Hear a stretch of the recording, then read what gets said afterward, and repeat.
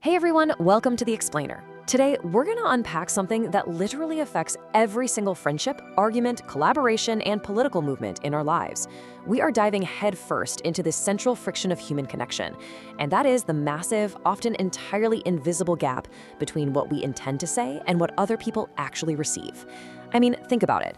We spend all day talking, texting, and posting, right? But a perfectly formed thought in your head so often lands like a completely scrambled mess in someone else's. And yeah, that's exactly what resulted in that disastrous group chat argument you probably had yesterday. So why does this happen? And much more importantly, how on earth do we fix it? The single biggest problem in communication is the illusion that it has taken place. Just take a moment to let that sink in. George Bernard Shaw completely nailed the central danger we face every single day here. We speak, we hit send, we close our mouths, and we feel this sudden sense of completion. But here's the reality. Speech is just an attempt.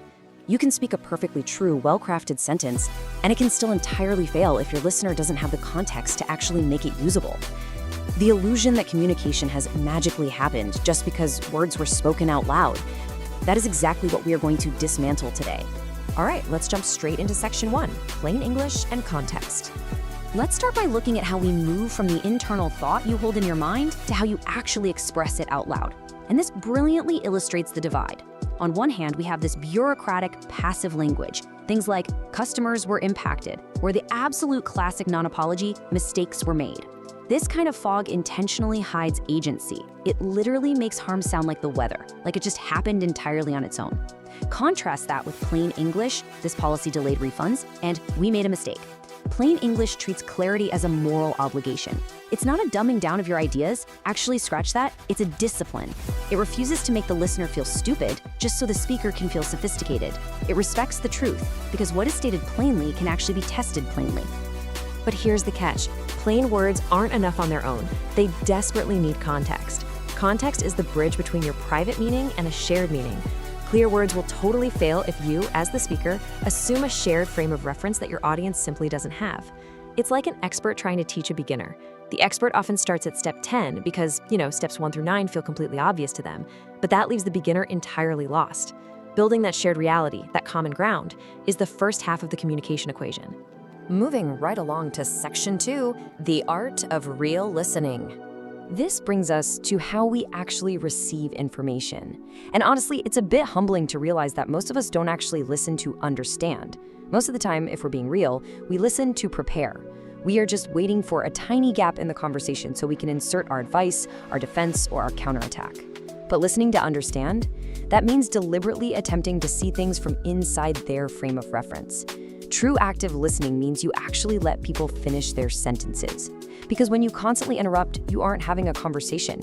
You are engaging in two monologues fighting for the exact same airtime. Okay, let's dive into this. While the other person is speaking, instead of preparing your counterstrike, try having a quiet, internal monologue. First, listen to the whole thought, not just the trigger words that make you want to jump in.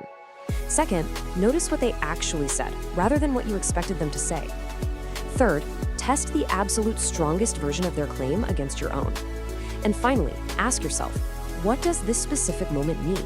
Does it need an argument, a story, or just silence? Doing this actually lowers the temperature of the interaction and creates genuine, real understanding. This internal balance is absolutely vital. And to manage this, we can look to Aristotle's ancient but perfectly relevant framework.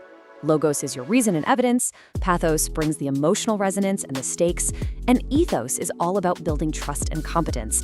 A truly ethical exchange integrates all three of these. If you rely way too heavily on detached reason, people feel processed, like they're in a machine. If you push too much emotional force, they feel manipulated and pressured. You need the whole triad to make it work. Which leads us into section 3, navigating digital bad faith. Let's see what happens when we take these deeply human concepts and throw them into the chaotic frontier of the modern internet. The digital landscape strips away tone, it strips away facial expressions, and it destroys shared context. Now, digital communication is incredibly efficient, sure, but it is emotionally thin. Silence becomes ambiguous, a brief reply feels shockingly cold, and worse, our social platforms actively reward speed, compression, and outrage over actual, nuanced understanding. This constant friction distorts even our absolute best intentions. Now, what's really interesting about this slide is how it perfectly captures the massive difference between real disagreement and toxic behavior. A good faith disagreement aims for shared understanding by actually testing claims. But then we have the polite attack. This is the troll who uses a just asking questions routine, which, let's be honest, is actually an accusation wearing a costume of civility. Their goal isn't understanding at all. It's humiliation and dominance. And this proves a vital point. Politeness is absolutely not always the same as virtue. So when you encounter someone deliberately exploiting polite conversation, treating politeness as your highest value is a massive mistake. You need radical, no-tolerance boundaries here. Name the tactic plainly. Decline to be dragged into their little game. Address the audience watching, not the bad actor themselves. And finally, withdraw your energy and just close the door. Firmly refusing to play along isn't cruelty. It is the exact boundary required to protect the conditions that make honest communication possible in the first place. Finally, we reach section 4, an ethic of attention. Once we filter out the noise and the bad faith actors, how do we actually maintain and repair our genuine human connections? Well, it starts with this realization. Feedback is information, not identity. When someone offers you criticism, your instinctive response is probably to explain, minimize, or counterattack. We all do it, but communicative maturity requires you to pause. You have to actively hunt for the usable truth in what they are saying, without completely collapsing into defensiveness or feeling like your entire character is under assault. Because look, rupture happens. People mishear, they overstate, they react from fear. The mark of communicative maturity isn't that you never ever make mistakes. No way. It is the disciplined practice of noticing the damage quickly and rebuilding trust. Repair is a universal feature of human communication. It's not a humiliation to admit you messed up. It is routine, necessary maintenance, just like changing the oil in your car. And when that maintenance actually requires an apology, the structure really matters. A weak apology centers the speaker's own discomfort. It's all about them and how bad they feel. A strong apology, however, names the specific behavior. It recognizes the exact effect it had on the other person.